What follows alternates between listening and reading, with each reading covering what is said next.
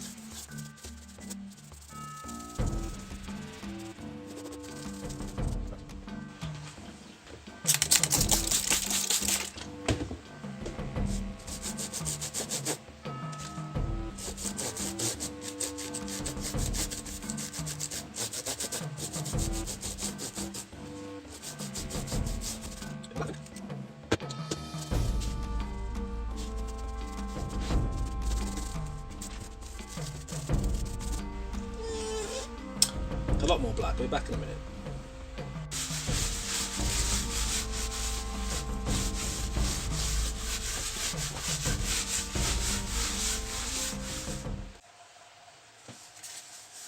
So it may look slightly horrifying at the moment, because it is.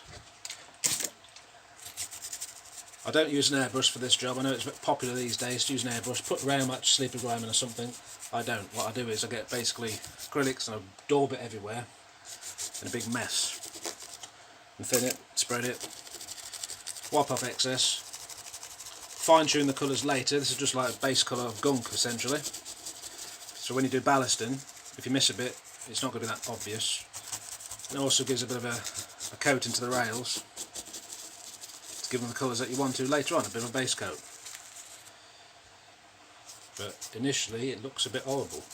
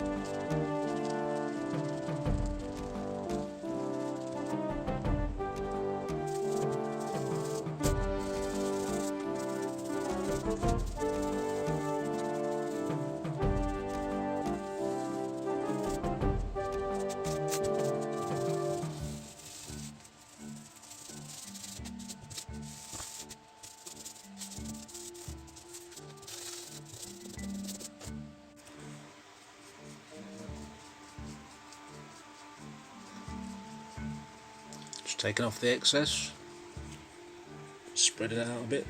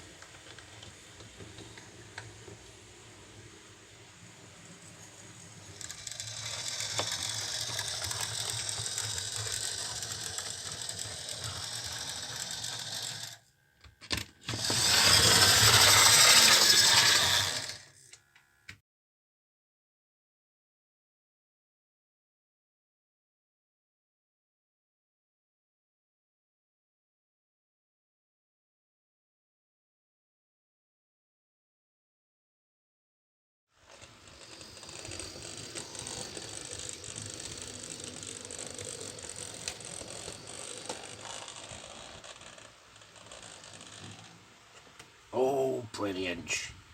Ta very much. Nom nom.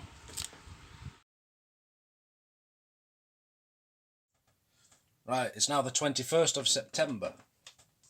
Quite a bit of time's moved on. I've been working on my other channel, editing videos, and I've not actually made it yet. I'm going to show you something. This whole area here, I've had to rip the points out because there's tight points as I kind of thought. Just ain't having it. Things are falling off. Not having it, I didn't think they'd be much good anyway, so they're off. Plan B is to put plug-in track pieces, we'll come to that later. So for now, I'm going to show you something. I brought this. Right, which is this. This is not a locomotive unboxing vid, don't get scared. But let me just open it quick. It's a limited edition of 1,500 pieces. Well, this is number 80 apparently. Just give me a second.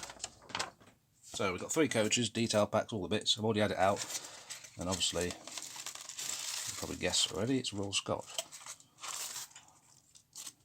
Just give me a second. It's that shitty packaging where you break the buffers off. Long live the ice cube. Fucking wank.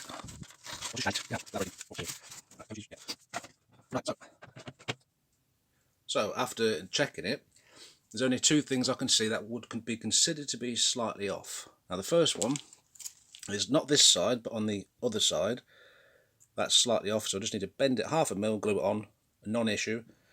If you look at the eccentric crank and all this bit, you see the coupling rod is bottom dead centre, which means this lever here is approximately 10 degrees forward, as it should be. But the other side is not, which you do see on quite a lot of models. So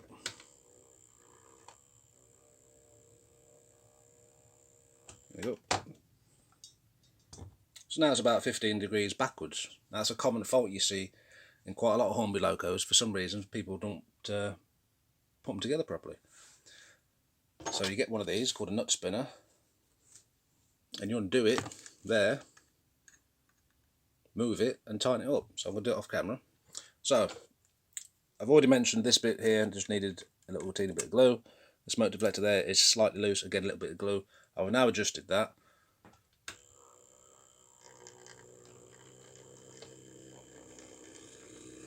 And it's still fine.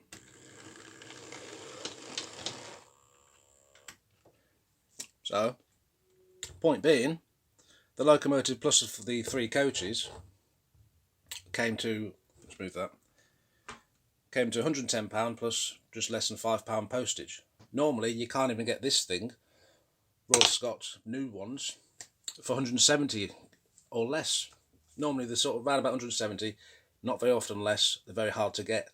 And I got the Loco Plus coaches for 110, so that's a hyper-sized bargain considering it's in very good nick.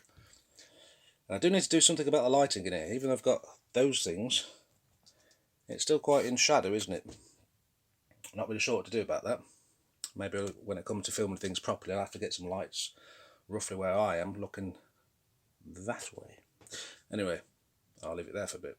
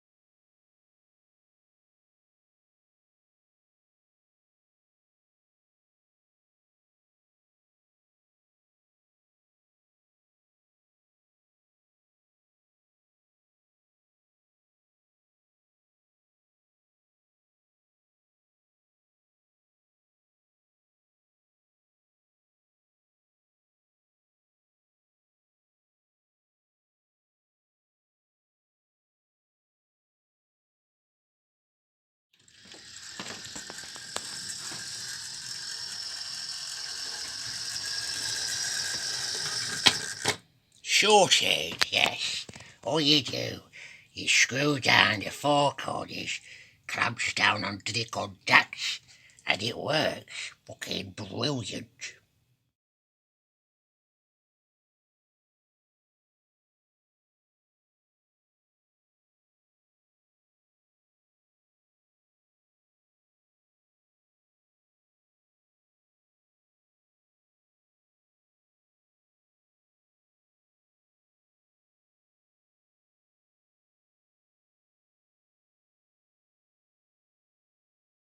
Right, so I made a good bit of progress. As I mentioned before, removable. This piece is fixed. This piece is removable. Screw there, one here, there, and there. What this does, it goes past this board join and this little board join. It just makes life a lot easier. I can just take the whole piece off, and it's easier than the other ways. Got the contacts again, so it's literally just screwed down, and that's it.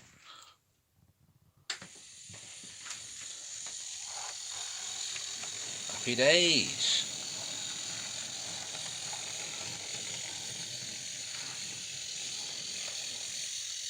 Yes.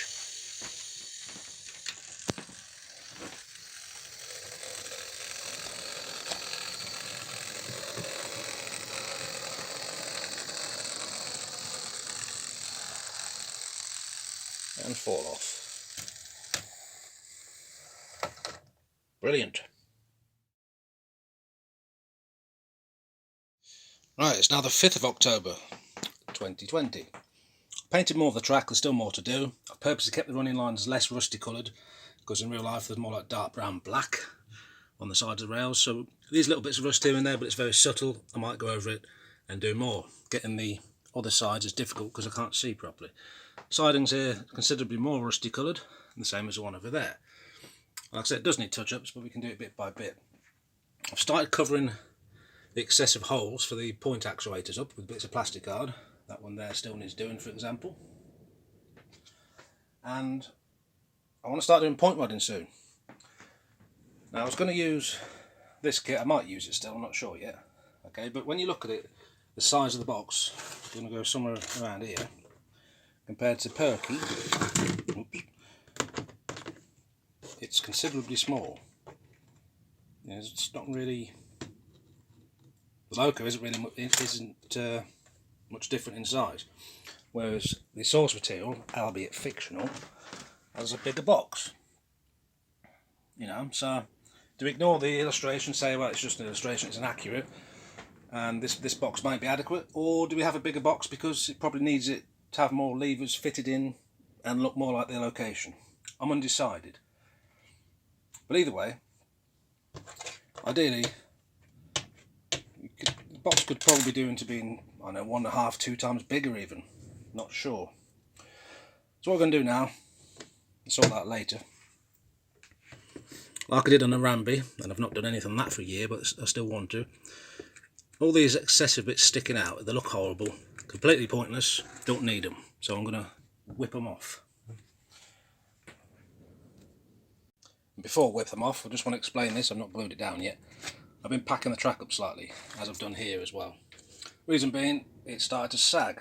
Now, these screw holes here, if you remember, is because we put a bracing strip in, because it was sagging, and that solved it, but it's sagged a bit more since. Well, it's a good thing I'm building the layout slow, because it gives the wood time to temper and cure itself naturally. And so I'm ironing things out bit by bit. Hopefully, long-term style, it should be a good thing. Trains seem to be running happy, so I'm going to leave it there. If there's problems later, we'll have to just chip the track up and stick and pack it again. I'm not going to be taking the board up too much. It's hard to put bracing strips in because you have point motors here, here, and wires everywhere. It's awkward. But there we go. Just thought I'd add that bit in. Alright, got my safety goggles.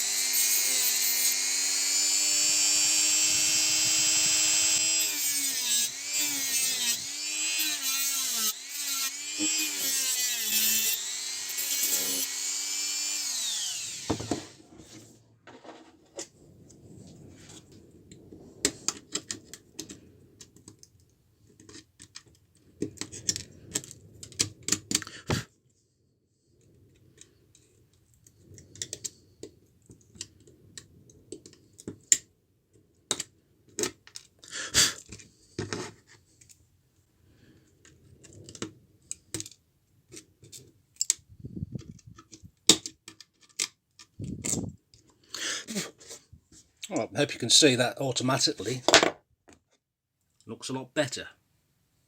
I think it does anyway. So I'll do the same to other places. Okay, so I've cut that little pin off. I've cut one side of that off. Same on this, one side's retained, the other side's taken off. Cut that far pin off. One side's been cut, the other side's been retained, and pretty much I've kept that one. All depends where things are going to get used. One's taken off there, and that one's taken off that side. Because I'm going to try and make it so the point motor, when it throws the point blades, operates at least one crank, so it just looks good. Whether I'll take them off or add something, I don't know yet. We'll figure it out though. Okay, so the next stage, I printed this off, the zoomed in blow up thing. Now, if you look at these black lines, 4 of them represents one set of, I don't know what you call them, stools with rods. So really, even though that's fatter than the track, 4 of them would be thinner than the track. It's just I had to push the signal box that way. Just so I can get an idea where I might put things. It's by no means set in stone. I may change this, but this is what I'm thinking at the moment. So, I'll give you a quick review. This is not for signals, this is just purely for the point rodding. Right. The reason there's one here and it doesn't actuate here is because I can't actually fit in any cranks there. I tried it with the platform in the way. It's not happening. So I've decided to put one in the middle, actuate it this way, the rest can just shoot straight and come in this way, as long as it works. Whether this is prototypical, I don't know. I've spoken to a couple of friends. They seem generally happy. But, you know, I've got a book I've been reading as well. So I'm trying to do the best I can. There's a lot to learn. It's probably wrong. I don't know. But we're going to do something similar to this anyway. This is just a guide. Right, so what I'm going to do, I'm going to work from the furthest part of the box inward. Right, because I don't know exactly where the box is going to go exactly. I'm not sure how much space the cranks and all the rods are going to take up. So I'm going to go from the points, get some of it going that way. Because it's not all going to work, I just want a little bit of it to work. And then we can work it out as we go. So obviously you've got the point here, so if you follow it on, you've got the webs between the tracks, so if I just clip them out of the way.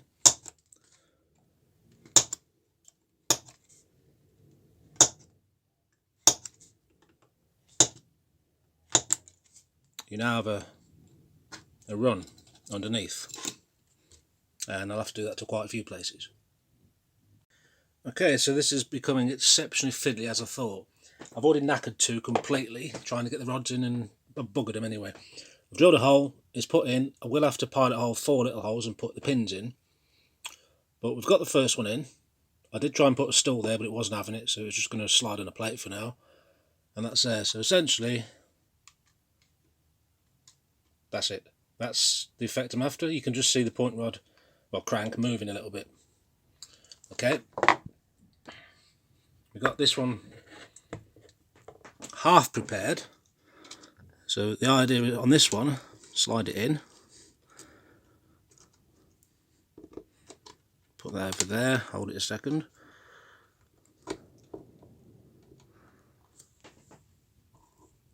And then that one will be, well, same sort of thing really. So I'm going to basically, what I'm going to do, get all these basic bits sorted out. Got the next one ready here. And then once I'm happy that this movement's working properly, I will then proceed with the main runs and the stalls. And then once I'm happy, somehow try and drill a hole, put the pin in, glue it, without bugging it up. It's not easy. Now I've plotted where that's going to go. We need to, I found out the easiest way to do it is this way. But it's still difficult. I know it's not focusing. Nothing I can do about it. Where's the piece gone? There we go. I don't know why they didn't just have tubes. This idea, I think, is stupid because I've already wrecked 2 where they just won't stay in. And they're not exactly the cheap, are they?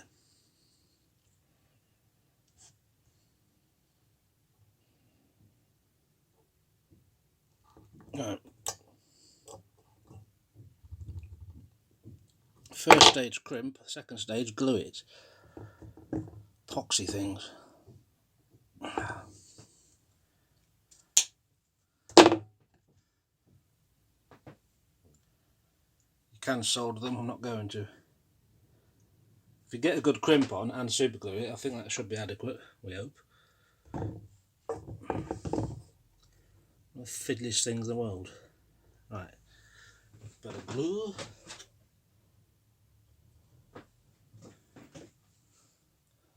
Don't get it on the hinge like I did before. Just wait a minute.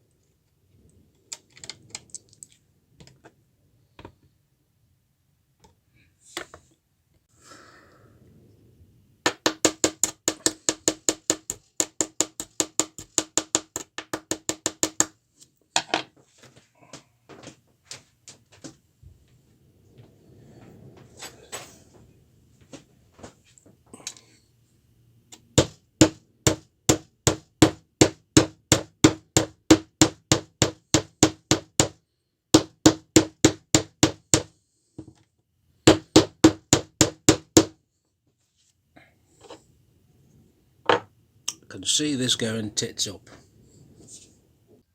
I've just took those pins out and I've started drilling this. So what I think I'm going to do is, you see the holes now? Right, I'll probably make the holes a little bit bigger. So I'm going to just push the pins in with a little bit of moderate force because I don't have a proper pin driver, whatever you call it. And that's banging, it's just going to bugger everything up, I can just see it. So I'm going to enlarge the holes and I can just push them in and put a bit of super glue around the base. And that should be okay. So now I've got this one, and this one roughly prepared. Plan now is obviously get them to be joined to the stalls and the main runs. And then once I've got them all fitted, then I might be able to fix them. Hopefully.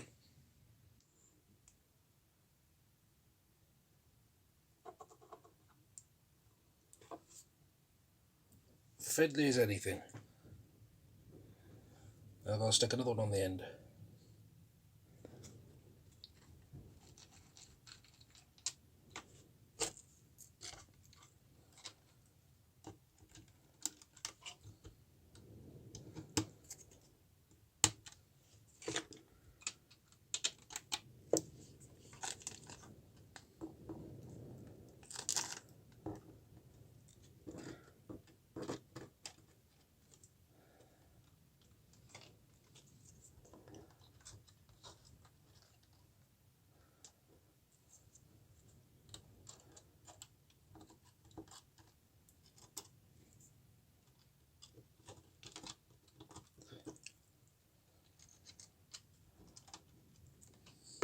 Huge fiddly. Okay, so I'm almost in position. I've slid these in. You can see the move still, watch. If I can push it. See? So they're not glued in yet, they're just sort of half friction fitted. But I think we've got a position now for those two. Obviously next one I'll have to extend somehow to the next one over there. And again I'll have to make a neater little butt join or something there, leaving a little gap for it to move. It's awkward.